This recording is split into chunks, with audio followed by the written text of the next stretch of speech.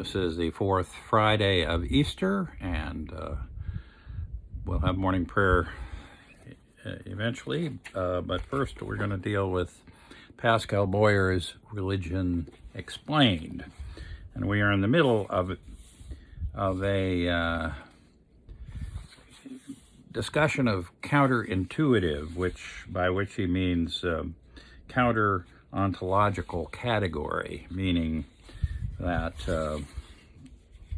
supernatural things tend to deviate from our normal inferences, our normal templates. And so this section is called counterintuitive mentation. And he's talking about the mental properties of whatever we happen to be thinking about, whether it's ghosts or forests or mountains or whatever has a supernatural quality in a particular culture, like the pygmies of the Turi forest, for instance. They see the forest as a live thing with a soul that looks after them, is particularly generous to sociable, friendly, and honest individuals. So there's a sentient quality to the forest. There's also the example of the ebony trees. There is actually a culture that considers that ebony trees remember the conversations that are held under it. Ebony will know the actions of the Arum, the souls, spirits, including people who were not given a proper burial, and the Dehatu, the witches, and other sources of psychic activity. Anyway, the trees can sometimes reveal what the conversation was, and there is a ritual for doing that, a ritual that involves taking a small twig and essentially boiling it. And so the ebony tree, but there are restrictions, mental restrictions on it. Can't predict the future. The tree is only reporting, and can only report conversations that actually happened. So it doesn't report fictitious conversations, nor does it report conversations that are in the future. They are not the product of unbridled imagination, but they support precise inferences within narrow constraints, and that is true for most supernatural cultural qualities. We already know that they cannot, they do not report something in the future, and they do not report conversations that never happened.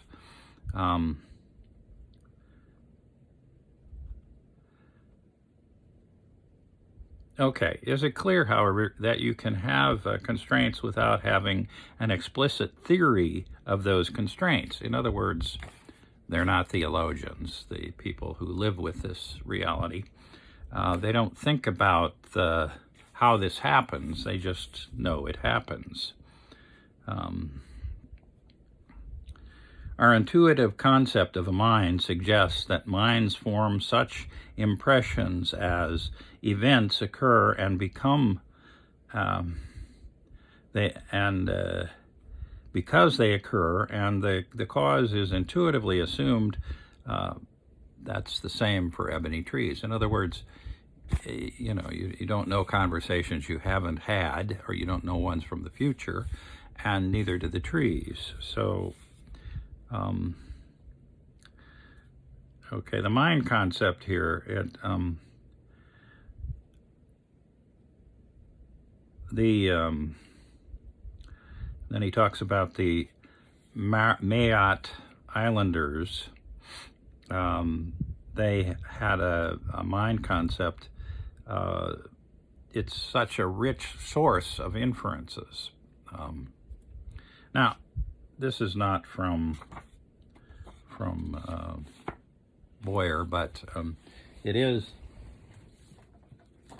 from a book I read a while back, Michael Gazzaniga's Human, the Science Behind What Makes Us Unique. Gazzaniga doesn't really think anything makes us very unique. And animals use tools, animals communicate, animals do all kinds of things. And so we're not unique. But one of the things that he talks about is the concept of what psychologists call the theory of mind, indicating that pretty much everybody, by the time they're 5, creates an inference system, which is what Boyer would call it, an inference system that tells us what's going on in somebody else's head about a particular situation. And we get that by our inference system. So that was the parallel that I saw as I had read Gazzaniga a while back. And, it was kind of a fun thing to preach out of, because it was, I know that you know that I know that you know that I know that you know. Anyway, for human beings, that can go to the 6th power. For chimpanzees, it's about the 2nd power, and for dogs, interestingly enough, because they've lived with us for a while, a lot longer than chimpanzees have, they can go 3. So a chimpanzee, for instance, knows that if it finds it's not the alpha male and it finds some delicious morsel, that is not supposed to eat it right up. He's supposed to give it to the alpha male. But so he knows that the alpha male knows. See, that's a 2nd degree inference there. Anyway, it's on a similar vein. Okay.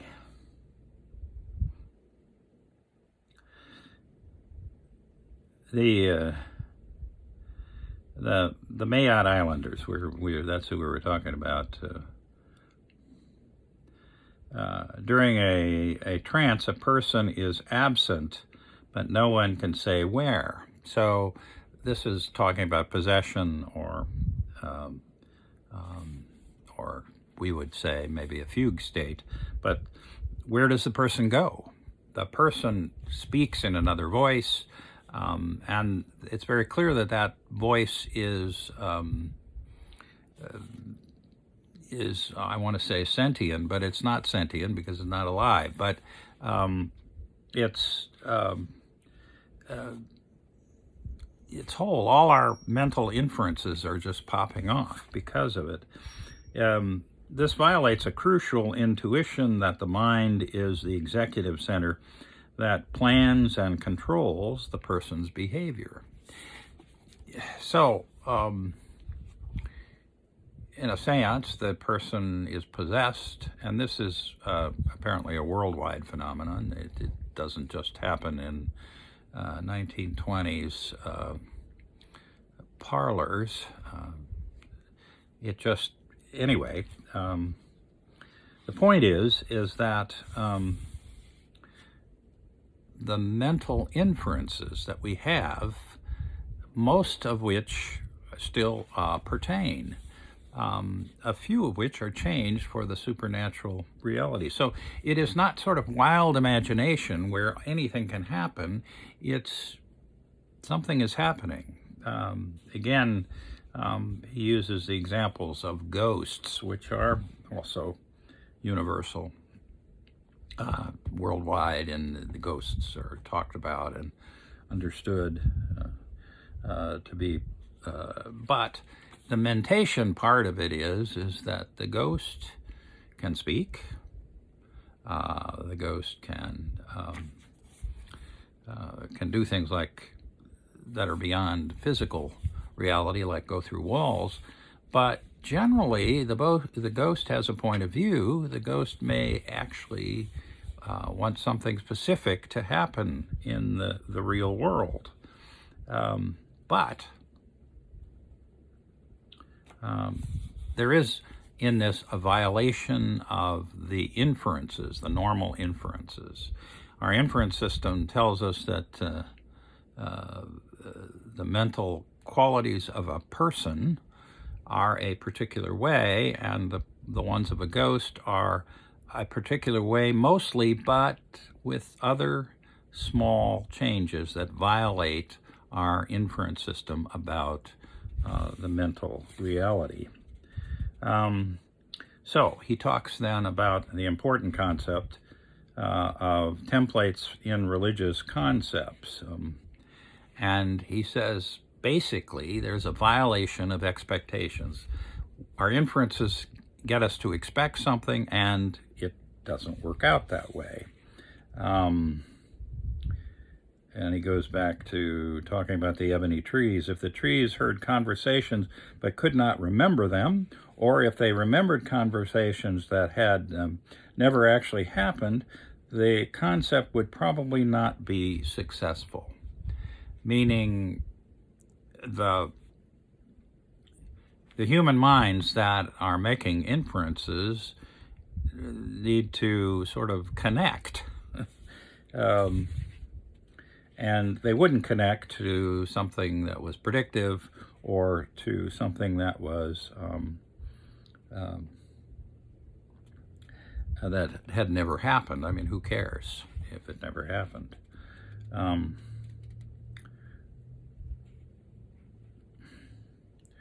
Workable and unworkable concepts. Now, then he goes through a whole list of these concepts. And we can't really here talk about them because it just complicates the discussion pretty much. But he says,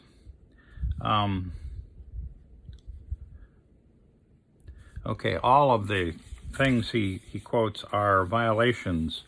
And the counterintuitive because of our intuitive ontology, our intuitive sense of being, as we will see below, places very strict conditions on what it is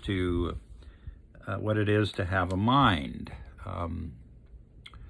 There again, going back to Gazzaniga's idea, not really his, but the one he includes in his book, about the theory of mind. Those inferences are pretty important, and if they get too out of balance or too many of them are violated, then it seems absurd and not helpful as a concept. In particular, it assumes that minds form perceptions because of actual events that occur in the environments, and as a result of the perceptions, minds form beliefs that of what happened. So they form perceptions and they create a belief in. Now, we don't get a lot of information, and so we use our inference system to sort of fill in the blanks. And when it comes to religious concepts, some of those blanks, some of the things that are actually said actually violate the ontological category, the category of being, whether it's person or plant or whatever it is. Religious concepts comprise A, an ontology label, and B, a particular tag. So, and he gives examples here. Some people are dead, but they keep walking around. They cannot talk anymore, but they are not aware of what they're doing. We obviously call those zombies. But the point is that the ontological label is person, and the tag zombie. And we know that the zombie idea violates the particular thing. This is a counterintuitive element because it still leaves many aspects of the person category untouched. The reason we're interested in zombies at all is because they're fairly close to being a person, but they're a person without sort of executive drive. They don't kind of know what they're doing. They just do the instinctual thing. In Freudian terms, they are mastered by the superego. The religious concept preserves all the relevant default inferences except ones that are explicitly barred by the counterintuitive element. So most of it looks like the template, the ontological category, but some particular part of it does not. And he uses both ghosts and zombies for this one. I do want to use one sort of visual thing. If you look at these symbols here, most of us would say that one is a circle with a bite out of it, the other one is a square with a spike. But computers cannot do that because they don't have an inference system. Human beings have an inference system. And I suspect that AI is all about trying to teach computers to have an inference system, to fill in the blanks when there's not a lot of information.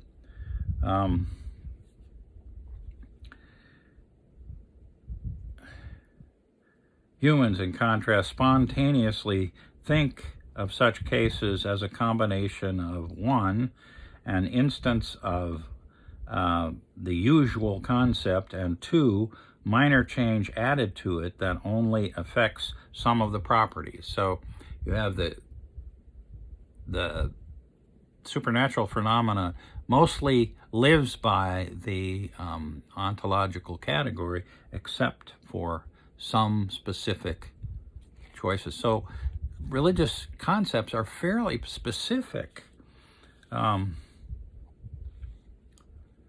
This is the way supernatural concepts are built, by using default expectations from ontological categories. So most supernatural things are ontologically correct.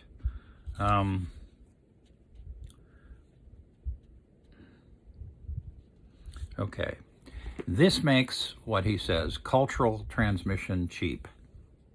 And what he means by that is that